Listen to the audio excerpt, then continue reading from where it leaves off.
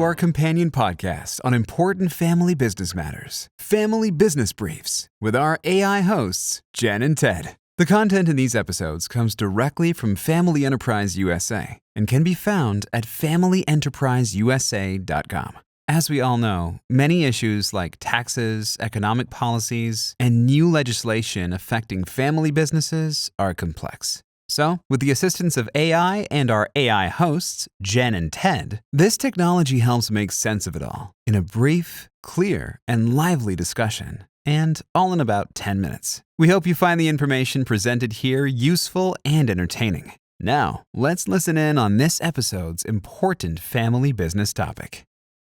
Welcome to the Deep Dive. Today, we're digging into a document called Empowering Women Entrepreneurs. It's from Pat Soldano over at Family Enterprise USA. Right. And the focus is really on women involved in family-owned businesses and also this group they formed, the Women's Business Owners Group. Exactly. So our mission today is to pull out the key stuff, understand the impact women entrepreneurs are having, especially in the U.S., and what kind of resources are actually out there for them. And it's pretty interesting how this Women's Business Owners Group even started. It wasn't just like an idea someone had in isolation. Oh. No, it actually grew out of real conversations. They were talking with members from the Congressional Family Business Caucus about women in these family businesses. Okay, so a direct link to policy thinking right from the start. Yeah. That's significant. It really is. And you can see that reflected in the group's goals. They're very action-oriented. Yeah, I saw that. It's about making sure successful women entrepreneurs, that their voices are actually heard. Exactly. And also tackling the specific, unique challenges they face, particularly in the current economy. And fostering collaboration, too, building those connections between women business owners. Which is so important. Plus, advocating for equity, trying to influence policy. It's all interconnected. They want to create a supportive network. It sounds like a really holistic approach, not just one thing, but attacking the issue from multiple angles. Definitely. And the scale we're discussing here isn't small.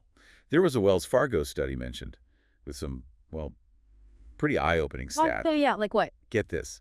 Women-owned businesses make up 40% of all businesses in the U.S. 40%? Wow, that's nearly half. I know, right? And the economic impact is huge. They're generating something like $2.7 trillion in revenue annually. $2.7 trillion. Trillion, and employing over 12.2 million people across the country. Okay, that really puts things into perspective. It's not a niche group. It's a massive economic force. Yeah, absolutely.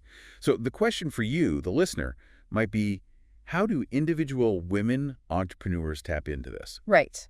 How do they benefit? Well, the group seems to offer several ways. They have regional networking events, for face-to-face connection and collaboration. Okay, that makes sense. Building the community. And educational webcasts, too, offering insights, strategies, practical stuff. Practical knowledge is always good. I also noticed they mentioned contribution opportunities for a podcast, The Voice of Family Business on Capitol Hill. Yeah, that sounds like a great way to share experiences, maybe influence the conversation more broadly, directly share your story. And potentially reach policymakers that way, too. Speaking of policymakers, there's also direct congressional engagement. They organize meetings 3 times a year. Wait, so members can actually go and meet with policymakers? Seems like it. A chance to advocate directly for their interests, which is pretty powerful. That really is direct impact. And they also mentioned collaborative workshops. Focused on solutions, yeah. Yeah. Actionable ideas for business growth, sustainability, things like that. So it sounds like they're providing the network, the knowledge, and the advocacy platform. That seems to be the idea.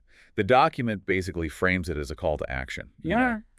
Consider joining the group. To what? Amplify your collective voice? Right. Influence policy? Exactly. Yeah. And contribute to a more sort of level playing field in the business world. And finding out more is easy. Apparently so. All the info is on their website, the Women's Business Owners Group. We can make sure you have access to that link. Great. Sounds like a genuinely valuable resource. So just to recap, we've touched on the really significant footprint of women-owned businesses in the U.S. economy. Huge numbers. And we looked at how the Women's Business Owners Group is trying to support and amplify them through networking, education, advocacy. Right, a multi-pronged strategy. Here's a final thought to maybe leave you with.